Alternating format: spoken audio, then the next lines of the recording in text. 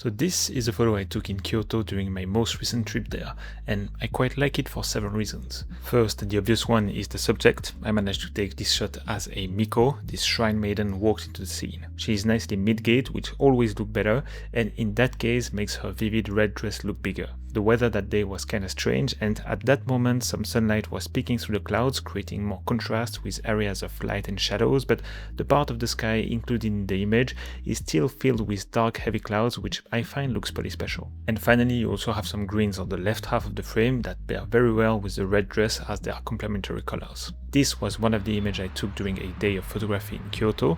I was using the Sony a7 IV with the Thypork Xana 35mm f2, a manual lens that is full of character and about to be released very soon. So, if spending a day shooting some streets and larger scenes in Kyoto while breaking down a bit my thought process sounds like a plan, welcome and please enjoy this video.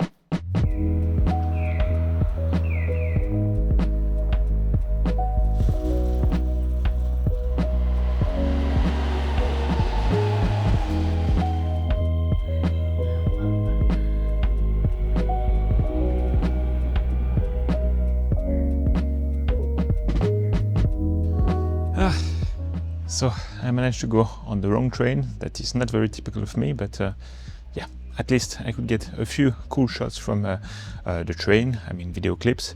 I guess that's what happens when you try to make a video, talk to the camera and catch the right train at the same time.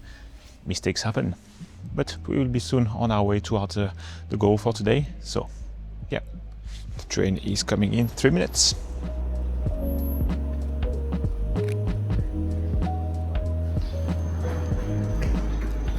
Like this cute onigiri place. And I think that's a shot that works well without anyone in it. Finally arrived at the right destination and I'm pretty excited because this is an area of Kyoto I've never visited, so I'm just out of the railway station and I can already see like a scenery, a landscape that I've never seen, so yeah, it's cool to see something with fresh eyes. Nice moody clouds and someone just passing by on the bicycle now. I like this house here in the middle, and I see that this bright white opening can be a very good backdrop to have someone walking by and create a nice contrast, so that's what I'm gonna wait for right now maybe. I messed up with my strap and it was too late to get the shot. But now maybe you just saw, to create contrast you need dark on bright or bright on dark, and here she was wearing bright on bright, so it was not working super nice. I'll wait for someone else and I want that person to be walking on the other side, so more closer to that house. And it was not supposed to rain today, but here we are.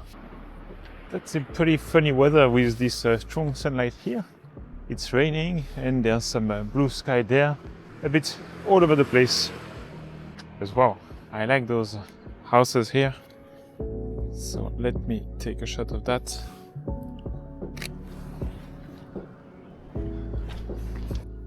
There's something I find quite interesting here with the red pillar from the torii, that car that is parked here so close to that house behind. So I'm gonna take a shot of that. I think this one could work well with the APS-C crop, so at 50 equivalent, like so. Hopla.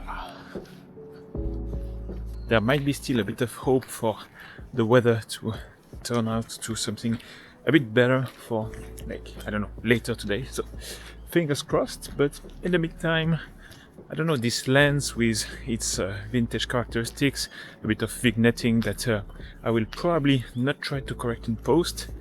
It works well with these moody conditions, so I'm not too mad about that.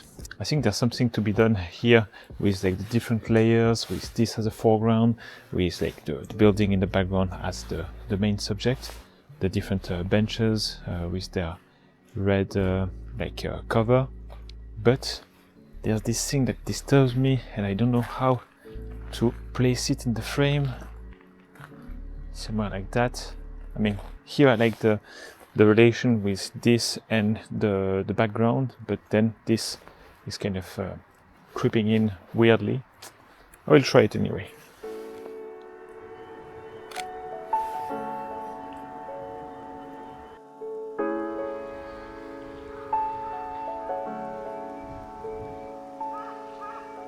Traveling for pictures is something a lot of us photographers love doing. That's why I was in Kyoto during this video, and what also matters when traveling is our safety. Not only physical, but also online safety, and that's where Surfshark, the sponsor of today's video, comes in. When I'm away from home and using the internet to do some work or anything else, sometimes I have to rely on public Wi-Fi or ones that are used by many people, like at a cafe or in a train station. These are the perfect circumstances for a data breach to happen and where our online privacy is at risk. And what Surfshark VPN does is actually pretty simple. It encrypts your connection so your data isn't just exposed on whatever network you're using. And how it does it is even simpler. You open the app, hit connect, and that's it. No setup, no syncing. And it works on pretty much everything: phone, laptop, tablet, and even all at once with one account. Also these days we do most of our banking stuff online, and what would we be without access to money in this world? And when I'm abroad, I often struggle to access my Japanese bank accounts using their respective banking app, but using Surfshark VPN lets me connect to a server in Japan so I can easily access my accounts and check if I can sit down at a restaurant or if I maybe should just grab a sandwich and get back to shooting. That virtual location features also helps you to get better prices on hotels or flight tickets. You can also access your favorite shows on streaming platform regardless of your physical location, so you can enjoy and relax after a long day of shooting. Surfshark is really a complete solution for your online privacy, antivirus, avoiding price discrimination, and many more. So if you want to check it out and get 4 extra months on your subscription, you can use my link that you can find in the description. And thanks to Surfshark for supporting this channel. And now we can go back to the video. There's a nice bit of sunlight right now that bring up those foliage from the trees, create a nice bit of contrast. It can be also emphasized a little bit in post, quite like that. And the light is gone almost.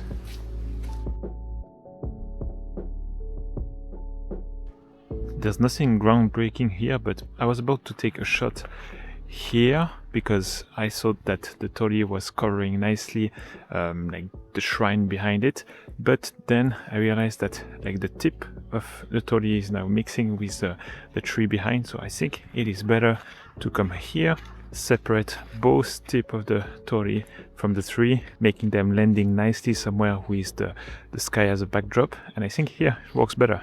Now I should have taken the shot because with someone could look nice, but yeah, I'll wait for a bit more.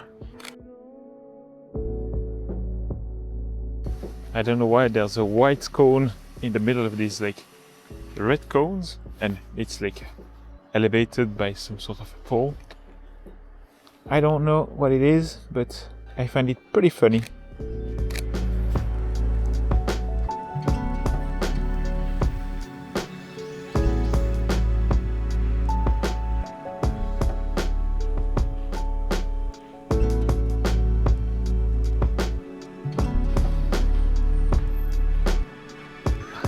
The light's coming. Here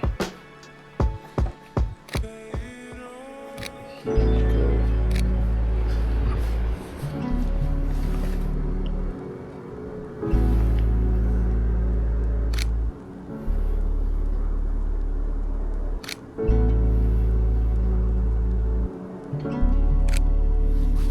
Not sure you can see it, but there's a shrine here hidden.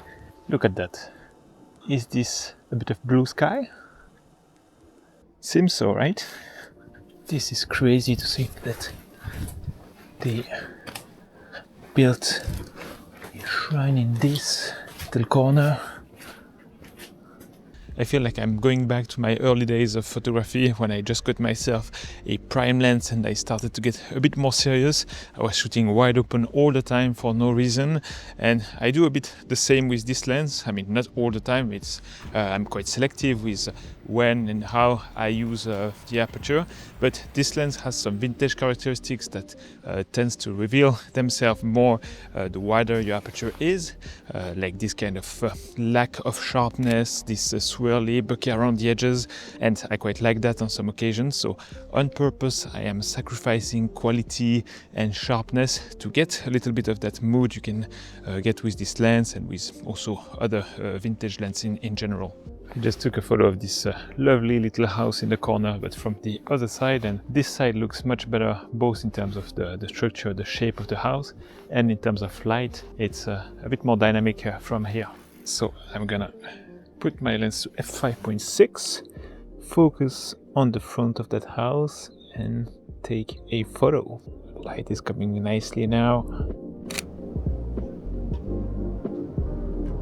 Now that I'm slowly getting used to these like focus distances and everything, using the focus scale, adapting also the focusing approach depending on the aperture you choose, I start to like it quite a lot, and I see a world where maybe this kind of manual focusing lens could enter into my regular rotation of lenses and just in my regular practice of photography. But me getting a Leica or this kind of thing, I think we are still pretty far from this to happen.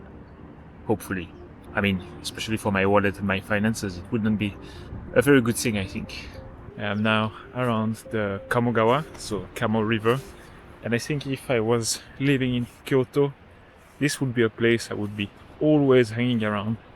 It's so nice, super peaceful, and there's plenty of nice, calm scenes to photograph and to witness.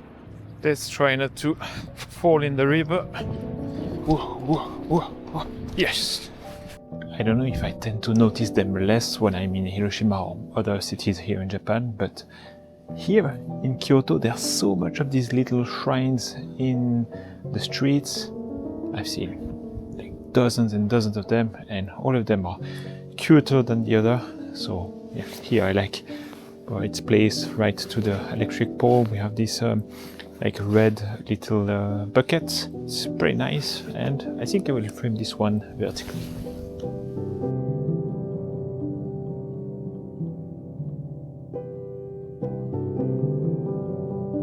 The shadow of this pole casting on the house, it is just something that I find interesting.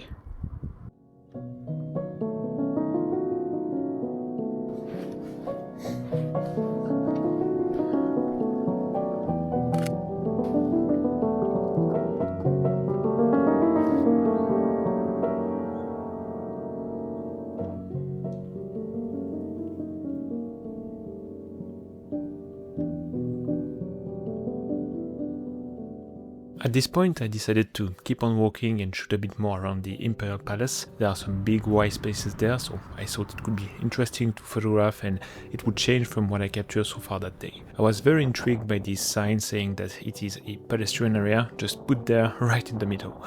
I tried many ways to capture them, and I think this one is my favorite. The sign is not the only point of interest in the photo. There is that gate leading to the Imperial Palace just behind. I also purposely waited for one unique subject to walk into my frame. I was trying to get it right here where the light and the shadow separation breaks and form this triangle, almost like it was made to frame someone there. Pretty happy with how this one turned out.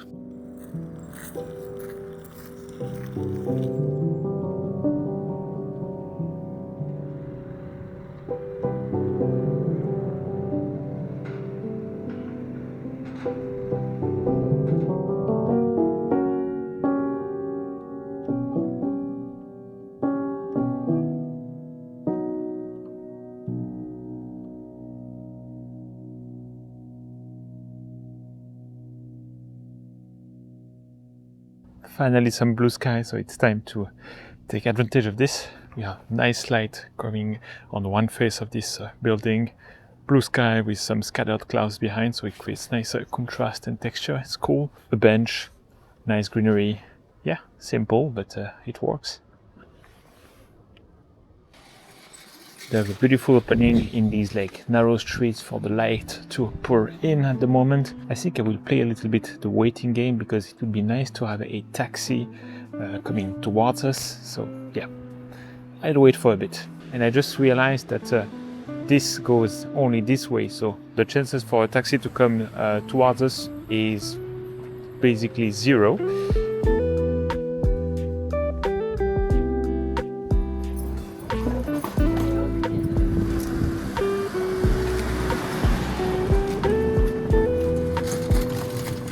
To conclude that day of shooting, I made my way to the main city center / shopping district of Kyoto.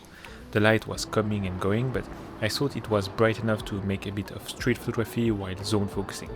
I think I had my aperture around f8 or f11 and my focus distance set between 2 and 3 meters.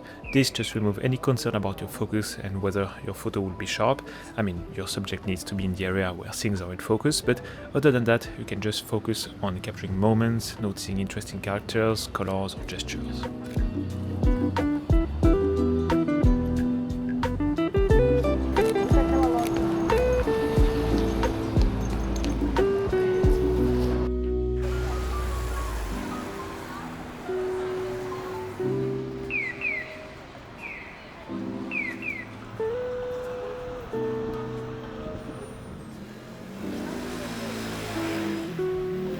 The weather keeps changing, like it was forecasting maybe some clear sky for sunset, but now it's rainy, overcast, so yeah. And with that and this constantly changing weather, I decided to skip altogether the sunset. I decided not to take the gimbal, and instead I went to a nice little hidden bar on the second floor of a building to have a pretty good craft beer, and I think that was the right call. So yeah, thanks a lot for watching. See you in the next one.